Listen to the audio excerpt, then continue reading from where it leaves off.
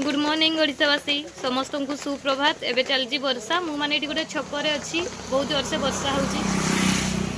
लोक माने एटी गादा माने देखिबे लोक सेठी भी छिड़ा होइचंती लोक माने मु एटी वॉइस देकी एडिट करबी बोली भाबुतली किंतु मो पछवाड़े भी रहिचंती लोक माने जेते तोर भाबुची मु माने वॉइस देबी बोली किंतु मोर सेटा सक्सेस हेई पारुनी। एबे टाइम हेइची माने मॉर्निंग 7:30 पार हो गलानी माने 8टा बाजवाई जाऊँगी किंतु मु वीडियो पोस्ट करेनि जेहेतु काली आमे बिजु माने बहुत बिजी थिलु गणेश पूजा माने मु गोटे भाविली गोटे छकरे बसिक एडिट करदेवी वॉइस देदेवी भल जगार भी बसीचे देखी पारे टेंट फेंट अच्छी माने गोटे दुकानटा ये गोटे ये दुकानटा ये आम बसचु